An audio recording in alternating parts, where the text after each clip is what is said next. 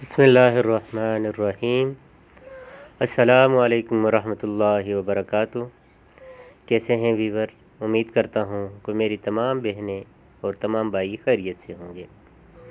آج میں آپ حضرات کے لیے بہت بہترین وظیفہ لے کر آیا ہوں، خاص طور پہ ان ماؤں بہنوں کے لیے جو اپنے بچوں کے رونے سے، ضد کرنے سے، چڑچڑے پن سے پریشان ہیں کہ بچہ تنگ کرتا ہے، بلا وجہ روتا ہے، بلا وجہ جو ہے ضد کرتا ہے، ہر بات پر غصہ کرنے لگتا ہے، ہر بات پر ناراض ہو جاتا ہے، تنگ کرتا ہے۔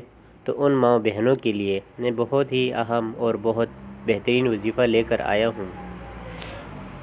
تو اگر آپ اس وظیفہ کو کریں گی تو انشاءاللہ چند دن کے اندر آپ کا بچہ خوش و خرم رہنے لگے گا، مل جل کے رہنے لگے گا، خوش رہنے لگے گا، آپ کی پریشانیاں بھی ختم ہو جائیں گی انشاءاللہ العزیز۔ اس عمل کو آپ کریں گی تو چند دن کے اندر آپ کا بچہ بالکل ٹھیک ہو جائے گا۔ وظیفہ کیا ہے؟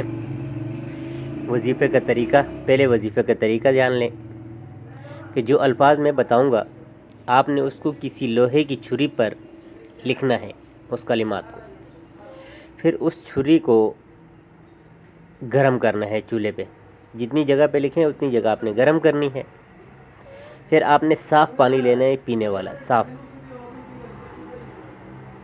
پھر اس جو گرم چھری ہے، جہاں جہاں الفاظ لکھے ہیں اس پورے کو گرم کرنے ہیں، پھر اس کو اس پانی میں ڈال دینا ہے،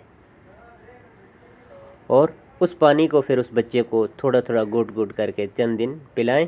انشاءاللہ العزیز آپ کا بچہ بالکل ٹھیک ہوگا، غصہ ختم، ناراضگیاں ختم، ہر بات پہ بات ماننے لگے گا، چڑچڑا پن ختم ہو جائے گا۔ اب وہ کلمات کیا ہیں تو کلمات سن لیں۔ کلمات یہ ہیں کہ حق حق، بار، حسیب، حکیم، معید، حفیظ، حلیم۔ آگے پھر قرآن مجید کی آیت ہے قلنا یا نار کونی بردا وسلاما۔ الفاظ دوبارہ سن لیں۔ حق حق، بار، حسیب، حکیم، معید، حفیظ، حلیم۔ قلنا یا نار کونی بردا وسلاما۔